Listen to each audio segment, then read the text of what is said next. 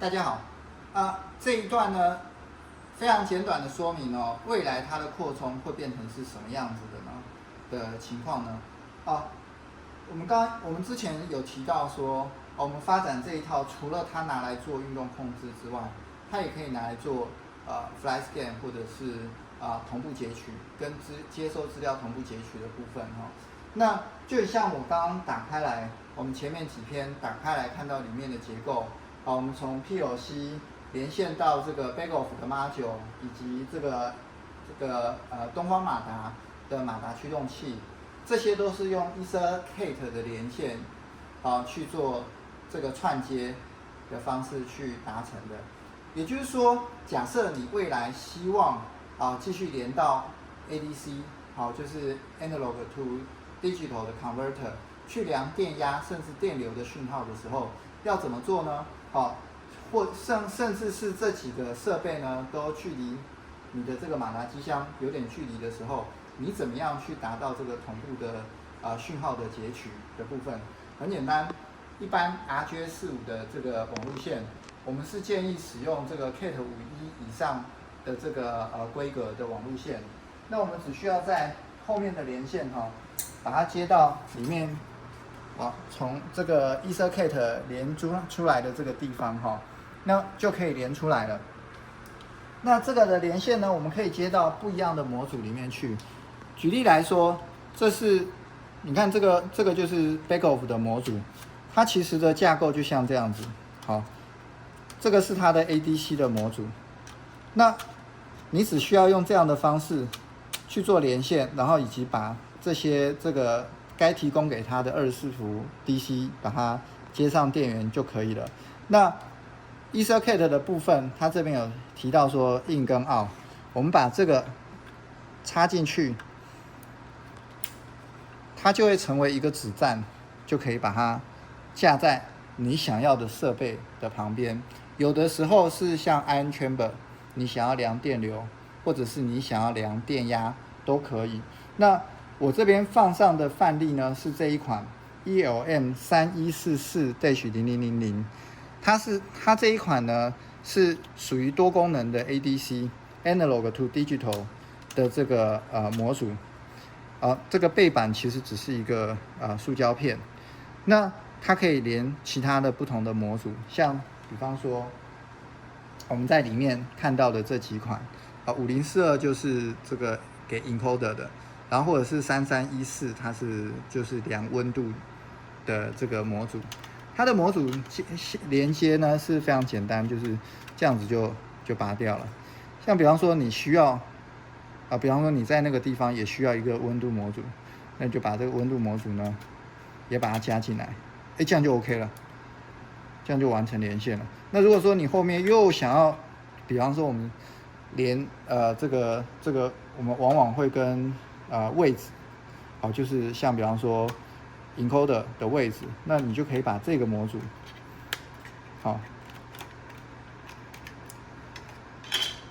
再把它加进来。这个加进来的模组呢是有限的，也就是说，如果你要后面还要再加很多模组的话，有的时候你这个模组跟模组中间需要再增加一个这个额外供电的模组在里面。那但是呢，如果你就是只有你一个小子站，你就只需要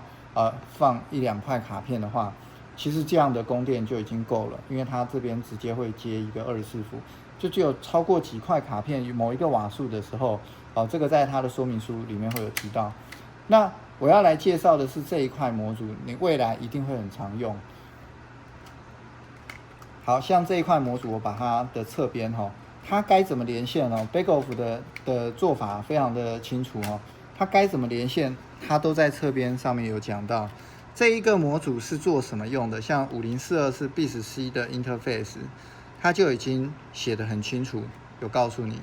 该怎么连线，哪一个是要 data 正 data 负，然后 clock， 然后5伏、24伏什么 data 这个它都把它放在这个上面，但是它24伏走的是背板所以它这边这个24伏指的是背板的这个接线的部分好，那没关系。那我们最主要这一个部分的扩充的介绍是来介绍这张卡片的。它是一个4轴的 analog input， 它的 resolution 高达24个 bit， 然后它有1K 的 sampling rate， 就是每秒可以1K。那 Berghoff 的模组有非常多，那根据它也有低 bit 数，但是高取样率的。那这一块就是高 bit 数，就是高 resolution， 然后但是呢低取样率的。那它可以做的功能呢，像比方说它是从-20到20 mA 量电流，它也可以0到20 mA 量电流，也可以4到20 mA 量电流。那这个对于我们使用这一个电流放大器以往我们要装一台高解析的电流放大器来讲这一块呢非常的方便，这一个模组非常的方便，而且它可以提供 differential。在 Berghoff 的这个官网上面，你可以看到它的 ADC 的模组，它有 differential 的，也有另外一款就是你就是因为 differential 的讯号是属于它有正有负一对的讯号，那你也可以是一般是个 single end 还是 single point 的，那它就会变成你的讯号的正负就是一正，然后另外一个就是DC 的负或者是接地，就很像示波器的那样的一般示波器的那样的一个量法。好，那这边的话，如果是量电压，它是-10到10伏，或者是0到10伏，它提供24 bit 这样的一个解析度。那这在我的经验里面，它对应大部分的科学量测的需求已经非常的足够了。再搭配呢，我们的这个同步EtherCAT 的同步的这个效果 ，EtherCAT 的同步的效果呢，以一般这个 ADC 跟这个采样来讲，大概100到200 microsecond 为一个 cycle time 是 OK 的。对我们来讲也是可以满足大部分的一个同步的一个效果。好，另外一个是然后再来呢，这是它的取样率。那再来呢，它的这个 jitter 大概是4到5个 microsecond， 这个在 Kings 就是基恩斯的 PLC 的它的说明文件里面有提到这个同步的周期时间取决于模组的时间。那像我们所采用的这个马达控制器，它的最短的同步时间是500 microsecond。这个马达的同步时间就是周期时间啦。是500 microsecond 是一个cycle time 这样子。最短的话，那当然你也可以把它设定成是1个 millisecond、2个 millisecond 之类的，这个就要参考它的使用说明书。那关于扩充的方案除了我们可以外接一台这样子外接出去一台之外，如果你之后还有其他的模组要连接我举例像比方说这个是 Kings 出的子站，它也有像比方说量测 ADC 或者是量测温度等等的这些模组在，只要它是支援 EtherCAT 的，它都跟我们的系统完全相容。也就是说，你可以混搭不同的厂牌，那这边接过来之后，这边的 out 接到它的 in。那除了 Kings 跟 Berghoff 之外，你其他可以选择的模组还包含了像欧姆龙或者是其他其他各家现在不管是 Panasonic 还是其他的各大厂牌，他们几乎都有出 EtherCAT 相关相容的模组跟子站。那也包含了东方马达的 AZ 系列，它也有出这个 EtherCAT 直接的这个驱动器，你也可以往外继续连其他的马达驱动器只要它是支援 EtherCAT 的部分。那但是呢，我目前制作在PLC就是里面内部 PLC 的软体里面，我是以这个8轴为主单机为主。那扩充的部分呢，目前我还没有把它写进去。那也就是说呢，假设未来我们希望像我们这个里面是放的是 KVX520，它可以支援到32轴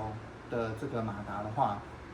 也就是说，我们接下来下一个放的机箱，我们甚至可以不用再放 PLC 本身，只需要放马达驱动器跟 encoder 的模组，就可以达成连线，就是你使用的越多轴，你会越省钱。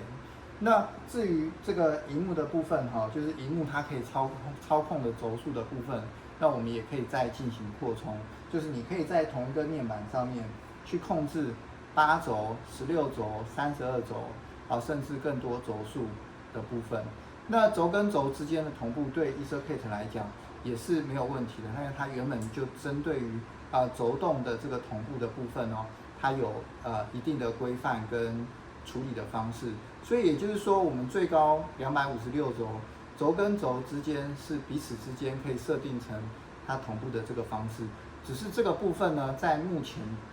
我写的这个写进 PLC 的软体里面，我还没有把这个轴跟轴同步的部分把它加进去。那现阶段第一个版本所推出的就是这个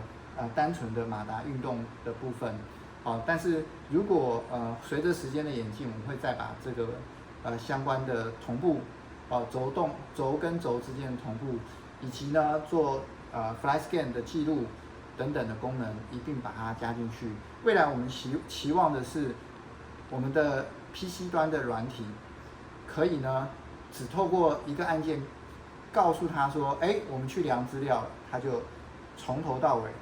一边走，然后一边量完。我们只需要事前把我们的设定值告诉他，他就帮我们最后量完之后捞出来。那这个部分呢，我过去有做一些相关的范例，那也可以提供给大家参考这样子。那希望大家会喜欢，然后也可以一起来跟我一起精进这个系统，然后来使这个同步辐射的相关的这个领域，在步进马达的控制以及资料的截取上面更方便，而且更统一，然后也更被更多人所看见跟使用。那再次强调这个部分未来现在跟未来我都不会参加任何的这个跟有关于商业化的这个部分的这个部分。那我希望的是它很像 Apex 一样，它变成一种开源，大家可以去精进它，然后大家可以一起让这一套系统变得更方便更好用。那感谢大家的收看。那如果有其他的问题的话，随时欢迎写信给我，一起来讨论。谢谢。